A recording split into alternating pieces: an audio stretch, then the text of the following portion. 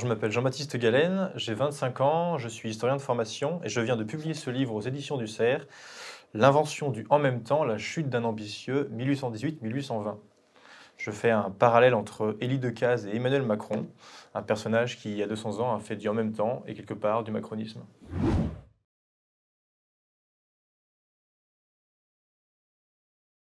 Alors la première particularité de ces années, c'est qu'elles n'intéressent personne.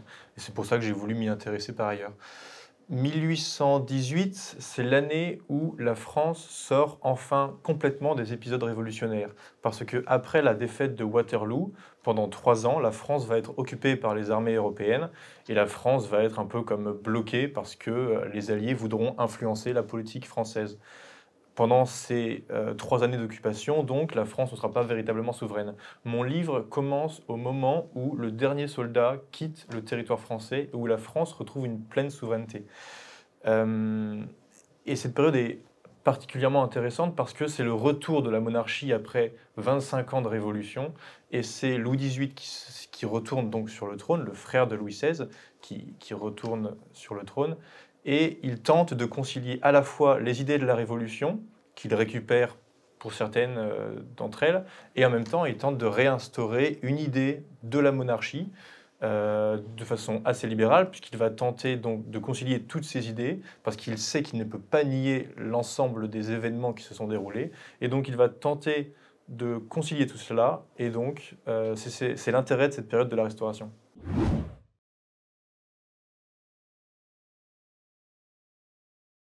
Élie Decazes est un vrai personnage balsacien.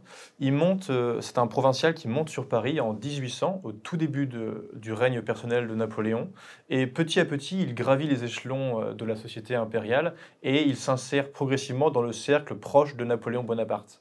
C'est un courtisan qui plaît beaucoup. Il intègre assez rapidement la franc-maçonnerie parce qu'il a un but, c'est de monter assez vite dans les arcades du pouvoir. Et à la chute de Napoléon, il se reconvertit comme beaucoup de ses collègues et il devient monarchiste. Et il intègre aussi très rapidement le cercle très intime de Louis XVIII parce qu'il devient le favori du roi. Et Louis XVIII en fait son principal conseiller, et donc ils vont tous les deux gouverner la France pendant 5 ans, de 1815 à 1820. Et donc, Élie Decazes n'a que 35 ans lorsqu'il devient ministre de la police de Louis XVIII. Et il va un à un remplacer les ministres. Il va faire du en même temps, dans le sens où il va faire en sorte de concilier à la fois une politique de droite et de gauche, tels qu'ils étaient à l'époque. Et il fait un gouvernement très pragmatique. Il prend des déçus de la droite et de la gauche, et son but, c'est de dépasser ces vieux clivages qu'il juge obsolètes afin de gouverner la France, comme on pourrait le dire aujourd'hui, au centre. Sauf que ça fonctionne assez mal, et c'est justement le but de ce livre, d'expliquer cette expérience.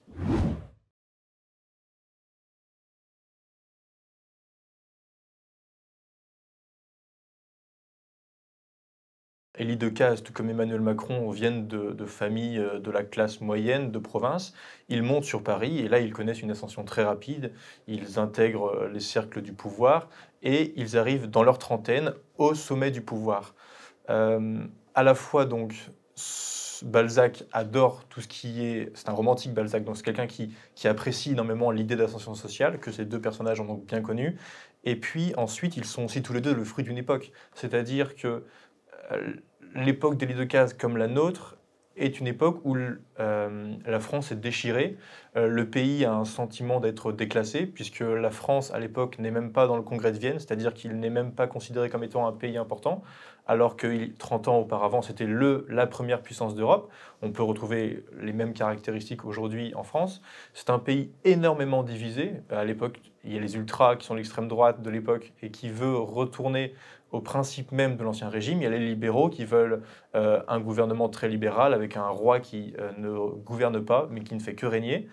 Et donc il y a l'ensemble de ces faits-là qui poussent ces deux hommes à vouloir dépasser des clivages qu'ils jugent donc obsolètes, et par conséquent, ils vont mettre cette politique du en même temps qui se veut comme une forme de compréhension de la complexité du réel, et ils vont donc, sans succès pour Decazes et je le pense aussi pour Macron, tenter de faire cette politique centriste qui en réalité va décevoir tout le monde et qui va finir par les mener à leur chute, du moins pour l'instant pour Élie Decazes.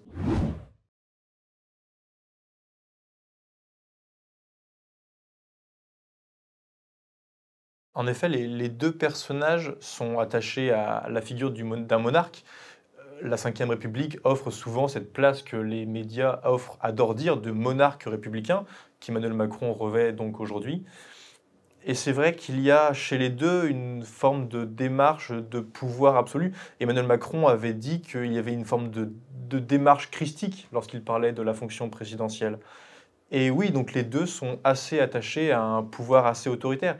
Et ce qui est assez amusant, c'est que ceux en même temps, s'imposent un peu dans une forme d'autoritarisme parce que Decazes fait chuter toutes les personnes qui s'opposent à son pouvoir personnel.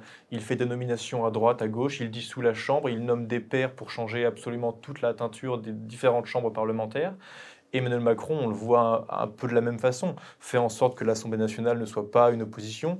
Aujourd'hui, la seule opposition qui peut exister dans la Constitution, dans les institutions de la République, c'est le Sénat.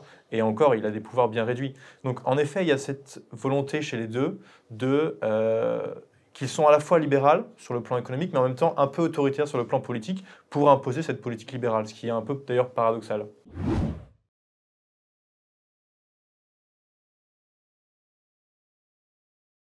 En effet, Élie Decazes a utilisé la même stratégie qu'Emmanuel Macron, à savoir c'est moi ou les ultras. Au bout d'un certain moment, Élie Decazes, qui plaisait beaucoup parce qu'il était jeune, parce qu'il a du charisme, parce qu'il apporte du sang neuf à un régime entouré d'une classe vieillissante, au bout d'un moment, il déçoit tout le monde parce qu'à force de faire un coup à droite, un coup à gauche, vous décevez tout le monde. Et Decazes comme Macron ont tous les deux une base électorale finalement assez faible dès l'origine, puisque leur électorat se limite au centre-ville un peu bourgeois. Et dans l'optique justement d'augmenter leur emprise sur le spectre électoral, ils font cette stratégie du pire, c'est moi ou les extrêmes. Si je chute, c'est les extrêmes qui me remplaceront. Pour justement attirer tous ces électeurs qui ne veulent pas des extrêmes au pouvoir. Sauf que cette stratégie est en réalité extrêmement dangereuse parce qu'elle fait de l'extrême droite ou de l'extrême gauche la seule alternative à leur politique. Et donc le jour où ceux-ci ne pourront plus conserver les rênes du pouvoir, c'est l'extrême droite ou l'extrême gauche qui prendra le pouvoir. C'est ce qu'on a observé il y a 200 ans avec Élie Decazes, et c'est ce qu'on observe un peu aujourd'hui, puisque les extrêmes n'ont jamais été aussi puissants. Et d'ailleurs, j'aimerais inciter sur un fait assez inédit, dans le sens où cette politique du pire rend le débat au fond impossible, dans le sens où si on fait de l'extrême droite la seule alternative à sa politique, on tue en réalité le débat parce que les personnes ne vont pas voter pour la personne parce qu'ils veulent de sa politique, mais parce qu'ils ont peur de l'extrême droite. Et donc, on ne peut plus débattre sereinement à partir du moment où ce choix ne se fait plus de façon intelligible.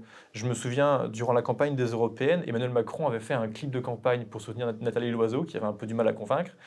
La première phrase de son clip électoral disait « Vous n'avez pas le choix ». Et pendant qu'il disait ça sans cesse, vous n'avez pas le choix, vous n'avez pas le choix, il mettait derrière des images de Viktor Orban, de Matteo Salvini, de Marine Le Pen, où il disait aux électeurs, en gros, c'est moi ou le chaos. Sauf qu'en réalité, vous tuez le débat, et lorsque le débat n'est plus possible, c'est la violence qui reprend le dessus.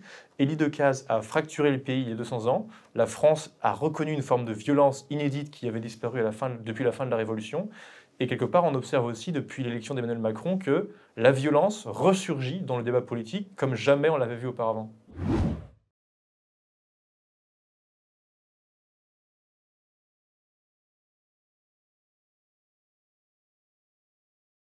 En effet, on a souvent comparé jusqu'ici Emmanuel Macron et Louis-Philippe, la monarchie de Juillet, et je pense que c'est une bonne comparaison également.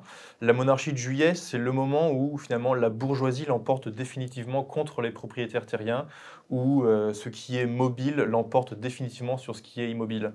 Les premiers présidents du Conseil de Louis-Philippe, par ailleurs, sont tous des banquiers, comme Emmanuel Macron a été banquier lui-même. Mais je ne pense pas que ce soit paradoxal de faire ces deux comparaisons, dans le sens où Decazes, quelque part, ces idées politiques à Decazes aboutissent, sont victorieuses au moment même de la monarchie de Juillet. D'ailleurs, il fait une très belle carrière par la suite sous la monarchie de Juillet, puisqu'il devient capitaine d'industrie, il est l'équivalent du président du Sénat.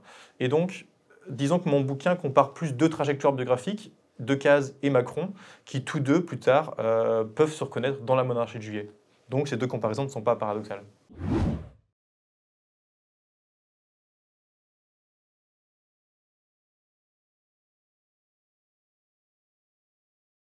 Je ne pense pas que ce soit la modération qui emmène la victoire des extrêmes. Je pense que c'est plus le vide de la pensée politique. Il y avait cette vidéo de Christophe Castaner qui, au tout début du quinquennat d'Emmanuel Macron, disait: le macronisme, c'est une chose, le macronisme ne s'intéresse qu'à une chose, c'est est-ce que ça fonctionne. Il était très content de sortir cette phrase, il avait le sentiment de révolutionner la politique. Mais au fond, et on peut le remercier d'ailleurs, il dit là tout à fait ce qu'est le macronisme. Le macronisme ne porte pas de vision du monde, parce qu'on ne peut pas juger une politique uniquement sur son efficacité.